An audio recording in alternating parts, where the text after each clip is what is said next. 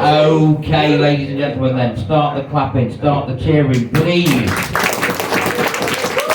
Keep cheering, keep making some noise, and welcome to the stage, Concrete Clap.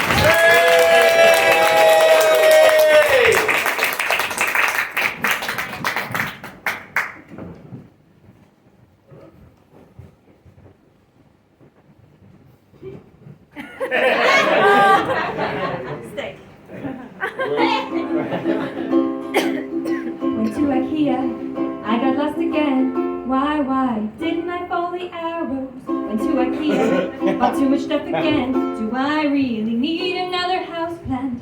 Yes, I'll be broken hearted since I can't get this flat pack started. Why didn't I just pay for assembly? Hello everyone, my name is Cosmic Cat. It's lovely to be here with all of you lovely people. Cosmic for 3 reasons. The first is that I've always felt like I'm from another planet and I'm still trying to figure out what life on Earth is all about. The second is that I like to dress so I can be seen from space. And the third is that I'm a protector of both the galaxy and Mars. Just freaking love chocolate. So, the other day I was watching TV and my dad walked in and he was like, "Oh, I can see that you're watching something about the Knights of the Round Table." And I could see that he was teeing up for a really bad dad joke. He was like, "Yeah, Sir Lancelot. He used his lance a lot." And I was like, yeah, good one. And between Guinevere and all the other maidens, he also Camelot.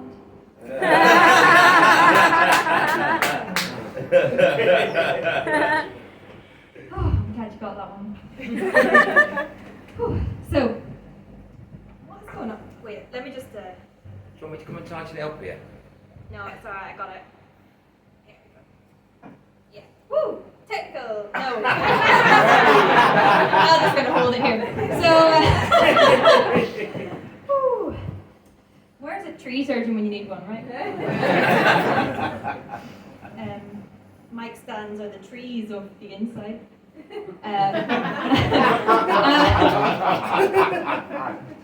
You laughed way too much than that. That was way more than that. Deserved. How drunk are you? So I'm pretty sure that I'm autistic. At least I'm 96.239% sure. I mean, there's lots of things that I think give it away, but I think all that anyone would need to diagnose me is just read one of my teenage diaries.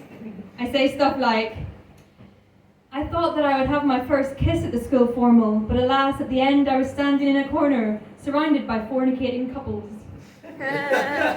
And when I was a teenage girl, all the other girls were into boys and makeup, and I was writing poetry and then translating it into French.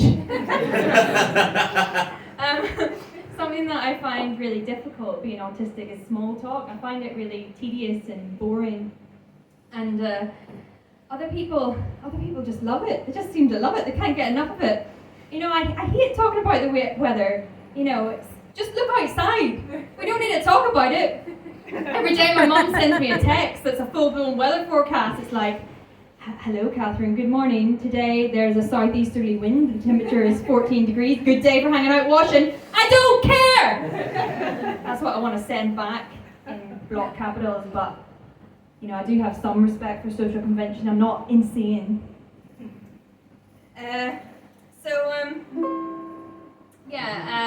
These days. Delayed laughter. Woo, woo. These days, the small talk, it's all generally centered around the economy, politics. I think what the pandemic was really good for was public hysteria. You know, for a long time, public hysteria was languishing in a closet, and then the pandemic came around and public hysteria was like, "Hey boys!" And then it sort of faded into the background again, went into civil disobedience, general apathy, and, oh, thanks, Colin.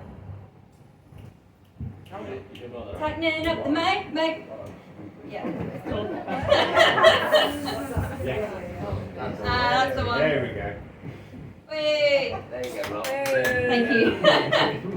Yeah, it's public hysteria faded into the background again, became civil disobedience, general apathy, but then cost of living crisis comes around, and public hysteria is like, I'm back, bitches.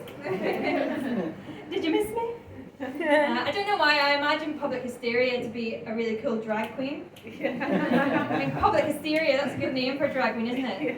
Yeah. Even better, pubic hysteria. It drives all the boys crazy. But yeah, these days, if you talk to anyone, they're like, did you hear everything's going up? Did you hear everything's going up? Everything's going up? Everything's going up?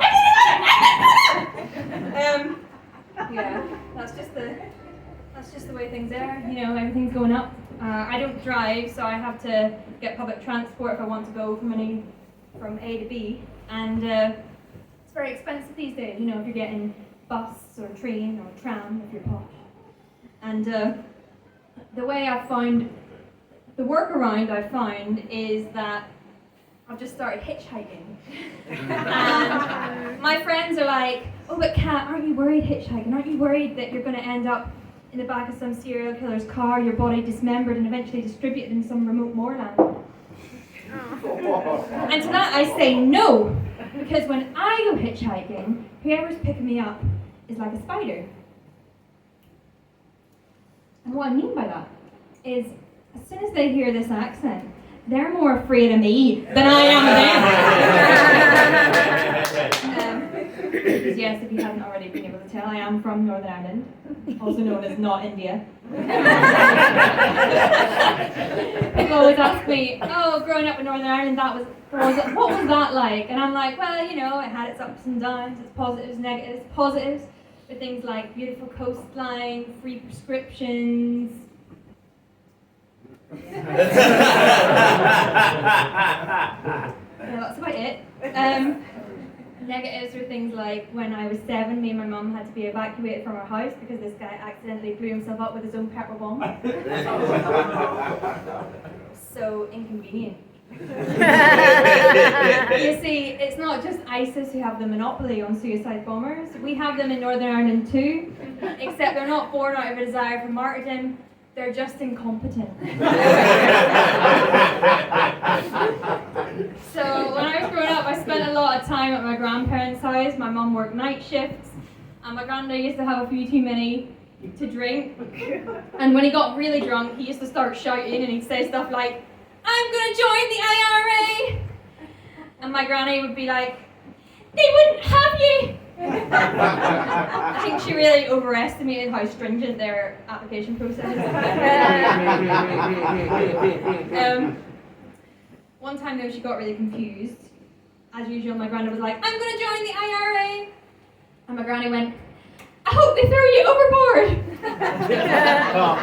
I think she thought they had some kind of secret naval division. Just out of interest, anybody know what IRA stands for? Yeah, what is it? No, it's not actually. It's actually Invisible, Renegade, Aquaman.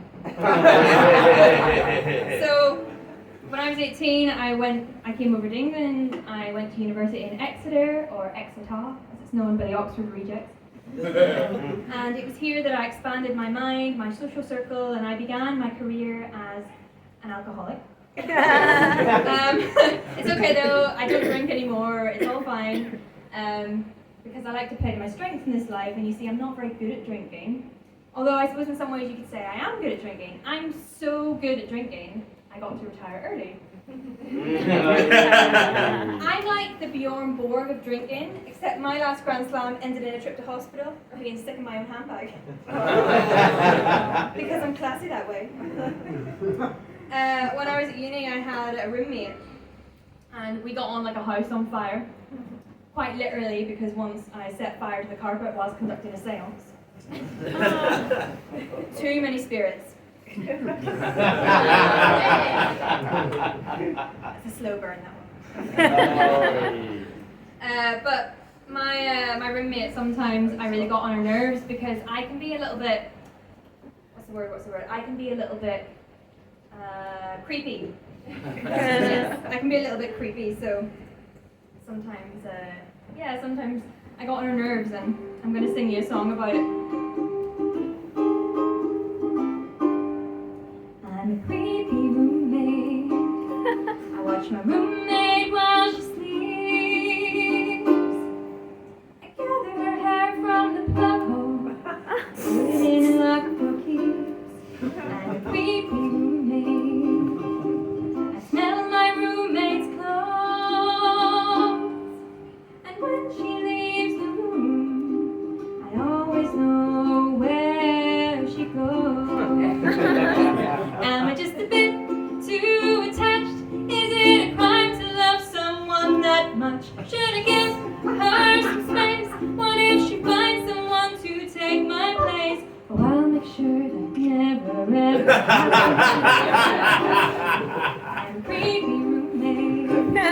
I do my makeup just like hers. I like all her posts on Facebook. I wake up as soon as she stirs. I'm a creepy roommate. It's a problem that I cannot hide. I think it stems from my childhood when I watched Barney and it was scary, so I cried. Am I just a bit too attached? Is it a crime to love someone that much? Should I give her some space? What if she finds someone to take my place? Well, I'll make sure that never ever happens. Here she comes. I better stop now. She doesn't know I write these songs about her. I'm creepy, yes, but we're all different, aren't we?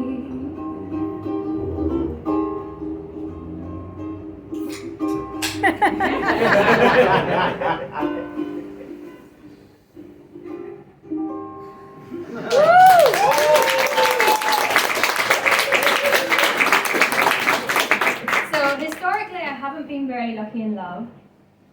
And I think this is because of two reasons. The first is that, if you haven't already been able to tell, I'm a little bit mental. I'm more up and down in the value of the pound. What I love is that I wrote that joke 2 years ago and it's still relevant. I just have to bet on the economy keeps fluctuating madly. The second is that I suffer from this very rare, yet as yet unrecognized disorder known as My Fair Lady Posh Boy Fantasy Complex, or MFL-PBFC for short. Basically what this means is that I'm simultaneously wildly attracted to and repulsed by posh public schoolboys who seek to improve me in some way. And at first I'm loving it, I'm all like, oh yes, teach me how to foxtrot, teach me how to use my knife and fork properly, teach me how to suck a dick without gagging. By Jove, she's got it! But in the end, you know, it never works out well. I think my troubled romantic past is why when I was being created, God made me bisexual. It was to try and correct some fault in manufacture. You know, got to the assembly line and he was like, oh no honey, make that one bisexual because she's gonna wanna cast the net wide. Who am I? God, but some people call me pubic hysteria. And that is the God specifically tasked with making people queer. And that one's a lesbian and that one's gay. Yeah, I thought of that today, so don't judge me. Yeah, so I'm gonna finish with one last song. Give me a cheer if you've ever been in a situation where you're in a relationship but you haven't labelled it yet and you don't really know where it's going. You're like, are we just friends? Are we more than friends? Yeah, good. Any Alanis Morissette fans in? Hey! Okay, this one should have a bit of something for everyone.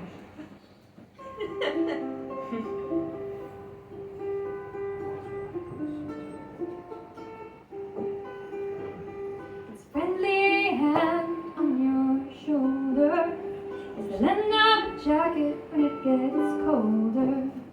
A kiss on the lips two girls when they're drunk, or a circle smear from a doctor who's a hunk. But isn't it platonic?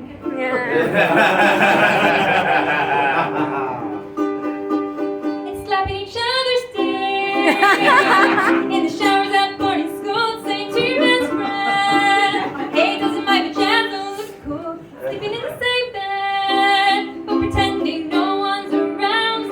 And who would have thought we'd be down there quivers? It's two kisses on the end of each text. He's banging some other girl with a much bigger chest. She said you're her gay best friend when you're not even gay. But then you finger each other on a weekend away. But isn't it platonic? Don't you think? It's hypothesizing about your future wedding day, but then telling you that they don't really like you in that way. It's meeting your whole family, but then saying that they don't want to label it. And who would have thought you're a fuckboy magnet? Well, people have a funny way of leading you on and make you think that they love you in a totally romantic way. But then they tell you that they're not really looking for a relationship, but they'd still like to have sex and live at your place.